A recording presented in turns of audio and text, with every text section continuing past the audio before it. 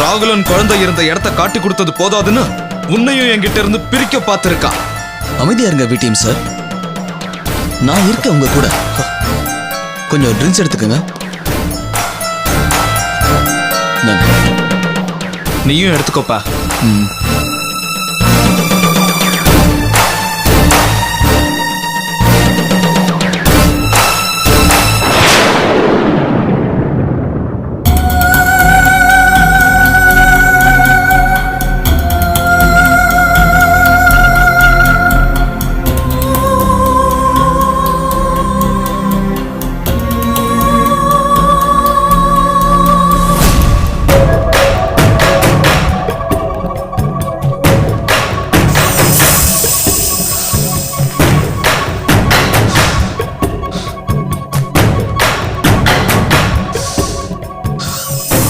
இந்து துரோகி, உன்ன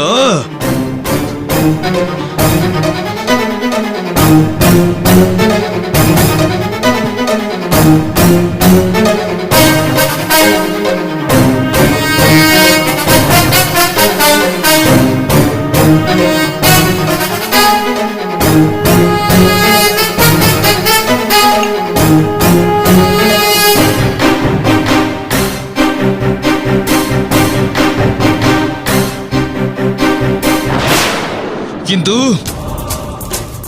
துரோகி, உன்ன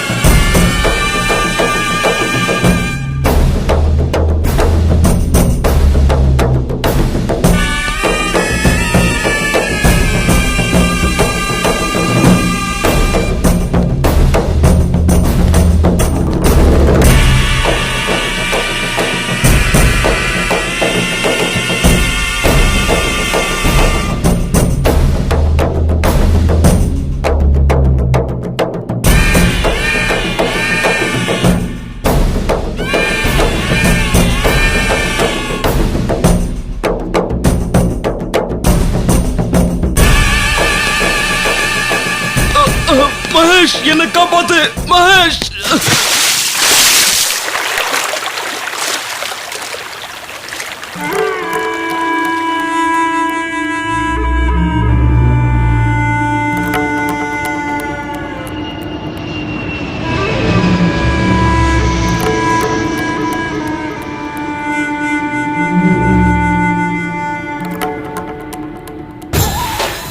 Oh my God! Hey, hey, சீக்கிரம் இங்க வா. வா. அங்க பாரு. என்னாச்சு? ஒருத்தன் தண்ணிக்குள்ள விழுந்துட்டான். ச்சே. ச்சே.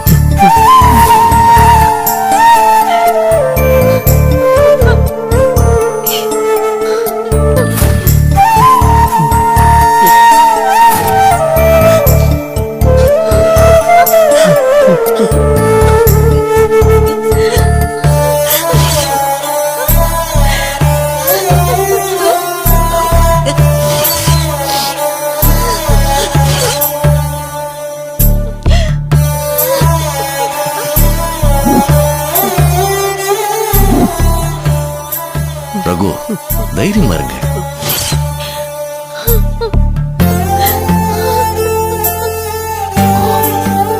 Please be relax. ஆமா. சித்ரா, நாங்க போயிட்டு வரோம்மா. வரேம்மா, பாத்துக்கோங்க.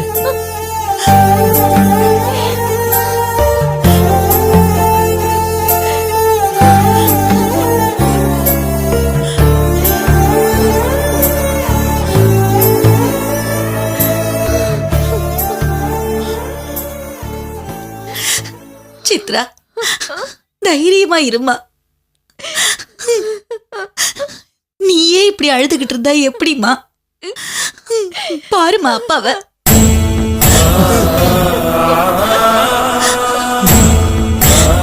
யாருமா அவருக்கு ஆறுதல் சொல்லுவாங்க? சித்ரா, அழாதம்மா, அழாத.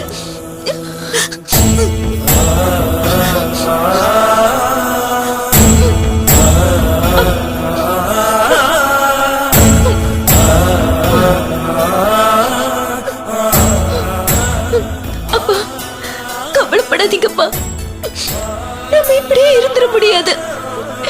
முதல்ல தைரியமா இருக்கப்பா. எப்படிம்மா நான் பண்ண துரோகம் உங்க அம்மாவை இந்த நிலைமைக்கு கொண்டு வந்துருச்சு?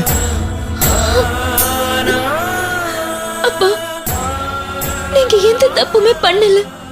அத நான் அம்மாக்கு எடுத்து சொல்லிட்டேன். நீ சொல்லிட்டேம்மா. ஆனா அவ அதை ஏத்துக்கிட்டாளா? என்ன மன்னிச்சிட்டாளா? அவ மனசுல என்ன நினைச்சுக்கிட்டு இருந்தா? ஒண்ணுமே தெரியல.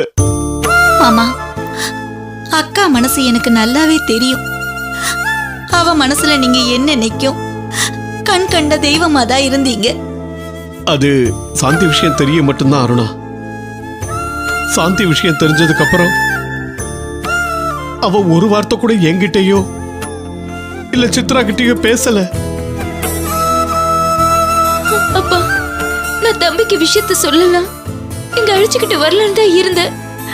ஆனா அவனுக்கு இப்ப எக்ஸாம் நடந்துகிட்டு இருக்கு. அதனால அவனை டிஸ்டர்ப் பண்ண வேணாம். ஆமாமா, எக்ஸாம் முடிஞ்சதும் அவனை அழைச்சிட்டு வந்துருவோம். அவனும் இனி நம்ம வீட்டுல இருந்து தான் காலேஜுக்கு போக வேண்டி வரும். அப்பா, அத்தை கிட்ட இனியும் நாம இந்த விஷயத்த மறைக்க வேண்டாமோன்னு நினைக்கிறேன். வேணாமா, உங்க அத்தை மனசு உனக்கு தெரியாது. அவ லண்டன்ல காலடி வச்சதுனாலதான் விஜயாவுக்கு இப்படி ஆயிடுச்சுன்னு துடிச்சிருவாமா. மாமா, எத்தனை நாளைக்கு தான் அவங்க கிட்ட மறைச்சுக்கிட்டே இருப்பீங்க? ச்சே, அந்த பையன் மட்டும் இத அக்கா கிட்ட சொல்லலன்னா இப்படி எல்லாம் நடந்திருக்குமா? இல்லைனாலும் அருணா, நாம ரொம்ப நாளைக்கு அவகிட்ட இதை மறைச்சிருக்கவே முடியாது. அவன் மூலமா இல்லைனாலும் எப்படியும் அவளுக்கு இந்த விஷயம் தெரிஞ்சிருக்கும். சரி, அதுக்கு முன்னாடி நானே அத பக்குவமா சொல்லி அவ மனச கல்லாக்கலாம்னு தான் இருந்தேன். என்ன அருணா சொல்ற? அப்போ உனக்கு இந்த விஷயம் முன்னாடியே தெரியுமா?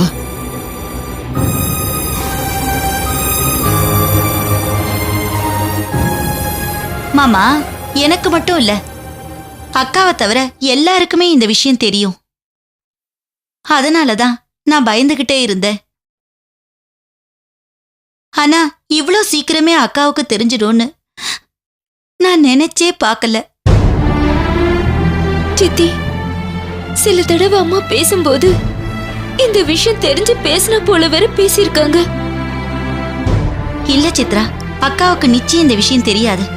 தெரிஞ்சிருந்தா அவங்க இந்த அளவுக்கு அதிர்ச்சி அடைஞ்சிருக்க மாட்டாங்க.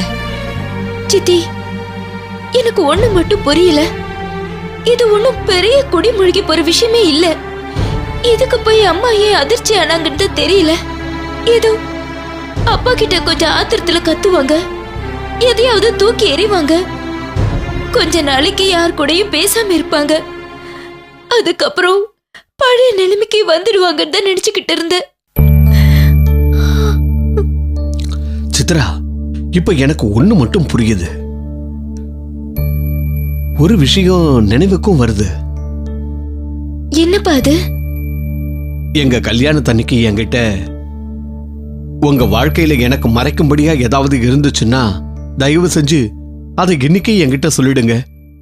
அதை நான் தாங்கிக்கிறேன்.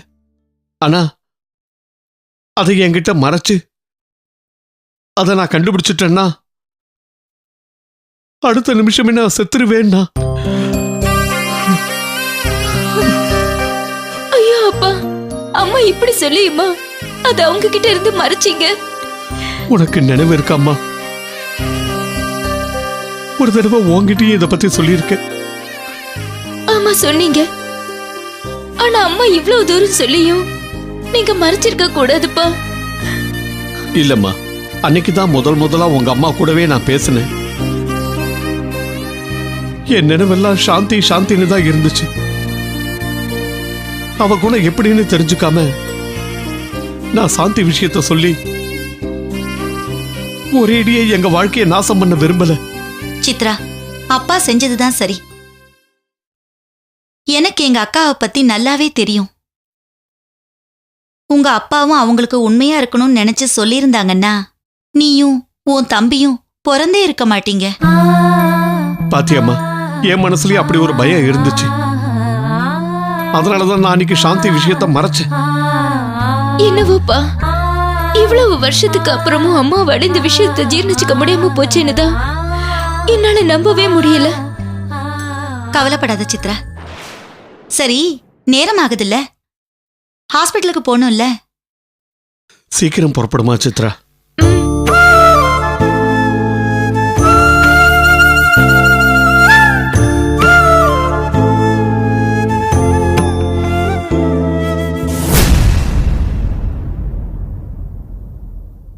மோகன், நீ உங்க அக்கா வீட்டில் இருக்கன்னு பாபு சொன்னா, என்னாச்சு உங்க அக்காவுக்கு? எங்க அக்காவுக்கு இப்படி நடக்கும்னு நான் கொஞ்சம் கூட எதிர்பார்க்கல. என்னாச்சுன்னு சொல்லுப்பா. பாபு கூட விஷயத்த சொல்ல தயங்குறான். உனக்கு தான் தெரியுமே, எங்க அக்கா வெளியே தான் பார்க்க வெள்ளையாட்டம், ஆனா உள்ளுக்குள்ள வெள்ள மனசுன்னு. ஆமா, அது அடிக்கடி சொல்லியிருக்க. இப்ப அதுக்கு என்ன? வேற ஒன்றும் இல்லை, எங்க அக்காவுக்கு திடீர்னு ஸ்ட்ரோக் வந்துடுச்சு. ரொம்ப ஆபத்தான நிலைமையில ஹாஸ்பிட்டல் இருக்காங்க. அடப்பாவுமே, கேட்கவே ரொம்ப கஷ்டமா இருக்குப்பா. ஆண்டவன் நிச்சயமா அவங்கள காப்பாத்துவான். ஆண்டவன் நிச்சயம் எங்க அக்காவை காப்பாத்துவான். ஆனா ஒருத்தனை மட்டும் யாரும் என்கிட்ட இருந்து காப்பாற்ற முடியாது. யாரை பத்தி சொல்ற மோகன்? வேற யாரும் இல்ல, அந்த மிக்கு பயலை பத்தி தான் சொல்றேன். அவனை மோகன், இப்ப அவனை என்ன பண்ண போற? எதுக்காக இப்படி பேசுற? வைரஸ், எங்க அக்கா நிலைமைக்கு அவன் தான் முழு காரணம். ஒண்ணுமே புரியலப்பா, கொஞ்சம் விளக்கமா சொல்லு. வைரஸ், சித்ராவை கொஞ்ச நாளா மிரட்டிட்டு இருந்தது இந்த மிக்கு பையன்தான். எல்லாம் பாபுவோட வேலைன்னு சொன்ன? ஆமா, அப்படித்தான் சித்ராட சொல்லி அவன் மனசை குழப்பியிருக்கான். எதுக்கு அப்படி பண்ணா? எங்க சித்ரா மனசு மாதிரி பாபுவை கல்யாணம் பண்ணிக்குவாங்கிற பயத்துலதான் அப்படி பண்ணிருக்கான். என்ன மோகன் சொல்ற? அப்போ அந்த மிக்கு வேற சித்ரா விரும்புறான்னு சொல்ல வர்றியா? சொல்ல மட்டும் வரல, உண்மையே அதுதான். அதோட விளைவு தான் எங்க அக்காவை இந்த நிலைமை கொண்டு வந்திருக்கு. அப்படி என்ன பண்ணா உங்க அக்கா இந்த நிலைமை கொண்டு வர? உனக்கு எத்தனையோ தடவை மறைச்சிட்டேன், ஆனா இப்போ சொல்றேன். அந்த மணிமேகலை வேற யாரும் இல்ல, சித்ராவுக்கு அக்கா முறை தான்.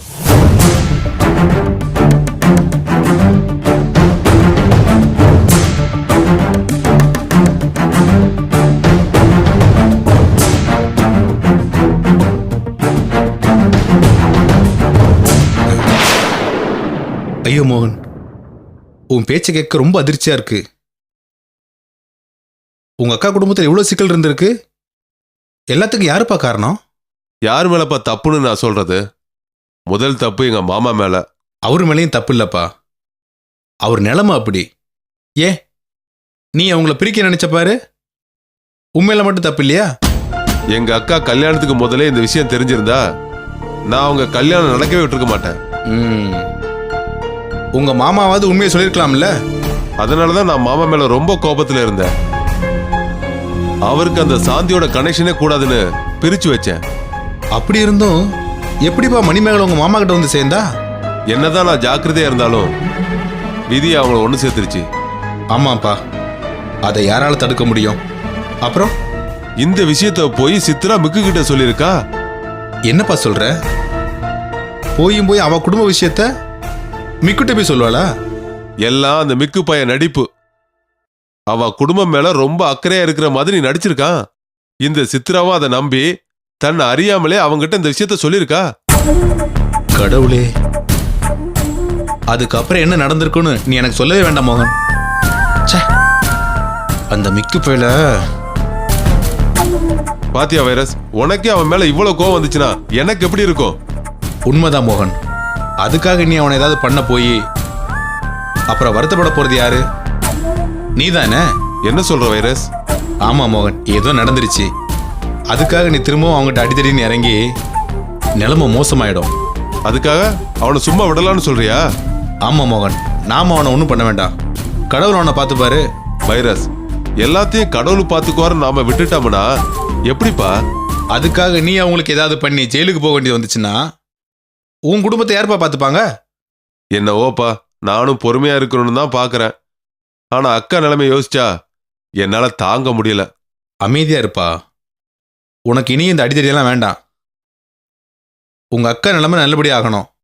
அதை முதல்ல பார்ப்போம். வைரஸ், இன்னொரு சிக்கல் ஒன்று இருக்குப்பா. என்னப்பா சொல்ற? அக்கா மேகலா விஷயத்தை பத்தி எப்படி ஏத்துக்க போறான்னு தான் என்னால நினைச்சு பார்க்க முடியல. கவலைப்படாதப்பா, காலம் நிச்சயம் பதில் சொல்லும். பாப்போம் வைரஸ்.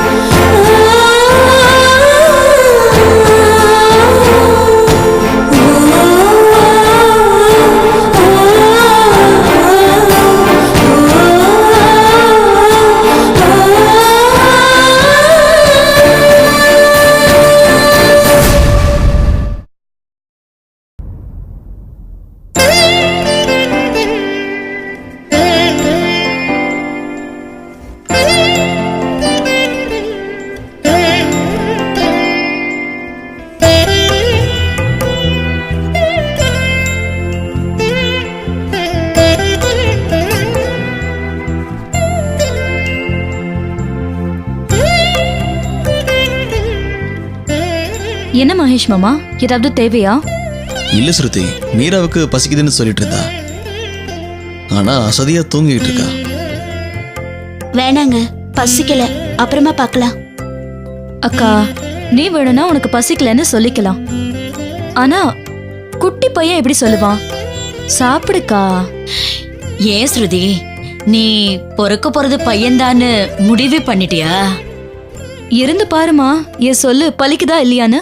ஸ்ருதி, ரொம்ப தான் படம் காட்டுற.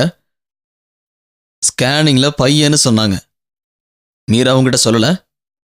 சொன்னாங்கதான், ஆனா அதுக்கு முன்னாடி நான் சொல்லிட்டேன்ல. சரி சரி, இனியும் உங்ககிட்ட வாயாட என்னால முடியாதுமா. என்ன, நான் தான் பழைய மகேஷ் இல்லையே. ஸ்ருதி, நீ என்ன பண்ணிட்டு இருக்க? முதல்ல மாப்பிள்ளைக்கு சாப்பாடு போட்டு கொடுமா. அவரை நான் கவனிச்சுக்கிறேன். நீ முதல்ல உன் மூத்த மாப்பிள்ளைய கவனிச்சுக்கோ. மாப்பிள்ள, சாப்பாடு போட்டு தரட்டுமா? இப்ப வேணா அத்தை, மாமா வந்ததுக்கு அப்புறம் பார்க்கலாம். அப்பா எங்கம்மா போயிருக்காரு? கோயிலுக்கு போயிட்டு திரும்ப வரும்போது நீ சிங்கப்பூர் போறதுக்கு தேவையானதெல்லாம் ஷாப்பிங் பண்ணிட்டு வரேன்னு சொன்னாரு. எதுக்குமா அப்பாக்கு இதெல்லாம்? மதன் வாங்கிட்டு வர மாட்டாரா என்ன?